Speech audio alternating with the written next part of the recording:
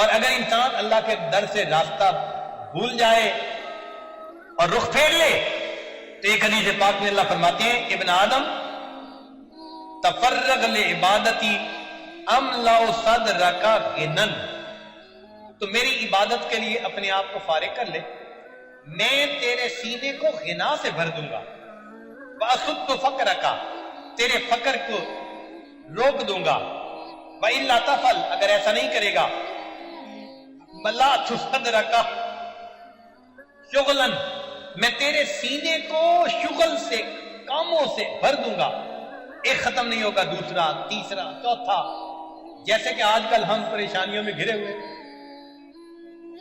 وَلَمْ أَسُدَّ فَقْرَكَ، اور میں تیرے فقر کو پھر روکوں گا نہیں، اتنا کمائیں گے، جتنے گھر کے لوگ ہیں سارے کے سارے نوکریاں کرتے ہیں، خرچے پھر پورے نہیں، جس کو دیکھو اسی کو گلا، خرچے پورے نہیں ہوتے، تو یہ خرچے تو پھر اللہ ہی پورا فرمائے۔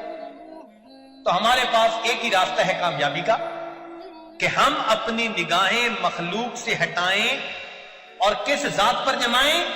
اللہ، اور یوں کہیں حسبنا اللہ، ہمیں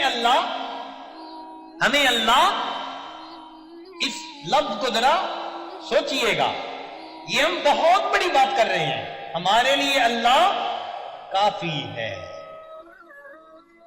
اس لیے اللہ فرماتے ہیں وَتَوَكَّلْ عَلَى اللَّهِ وَكَفَى بِاللَّهِ وَكِيلًا، مَن يَتَوَكَّلْ عَلَى اللَّهِ فَهُوَ حَسْبُهُ، جو اللہ پر توکل کرتا ہے اللہ اس کے لیے کافی ہوتا ہے، وَعَلَى اللَّهِ فَتَوَكَّلُوا إِن كُنتُم مُؤْمِنِينَ، فرمایا إِلَيْهِ يَرْجِعُ الْأَمْرُ كُلُّهُ فَاعْبُدْهُ وَتَوَكَّلْ عَلَيْهِ، ہمیں بار بار کہا گیا اللہ پر توکل، اللہ پہ دھیان، اللہ پہ نظریں جماؤ، لہذا جو اللہ کا دوست بنتا ہے پھر اللہ رب العزت اس کا معاملہ خود سمیٹتا ہے۔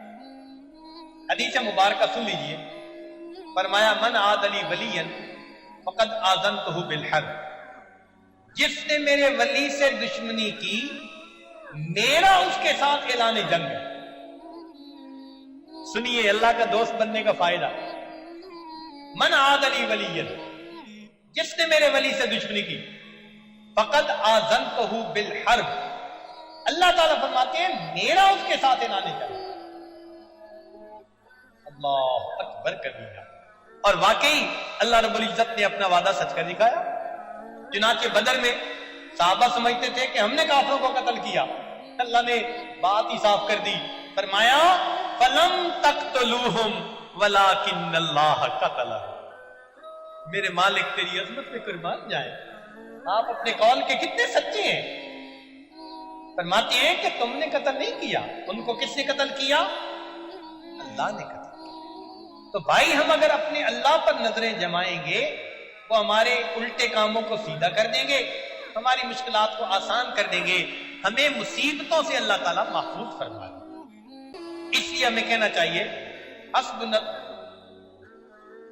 اللہ و نعم الوکیل نعم المولا و نعم النصیر۔ قرآن مجید میں اللہ تعالیٰ ایک بات بڑے عجیب انداز سے فرماتے ہیں، ارشاد فرمایا الیس اللہ بکاف عبدہ، اللہ اکبر، یہ آیت پڑھتی ہے نا تو دل کو کچھ ہوتا ہے۔ اللہ فرماتے ہیں کیا اللہ اپنے بندے کے لیے کافی نہیں ہے؟ الیس اللہ بکاف عبدہ، کیا اللہ اپنے بندے کے لیے کافی نہیں ہے؟ مفسرین نے فرمایا کہ مقصود کہنے کا یہ تھا الیس اللہ بکاف عبادہ، کیا اللہ اپنے ہر بندے کے لیے کافی نہیں ہے؟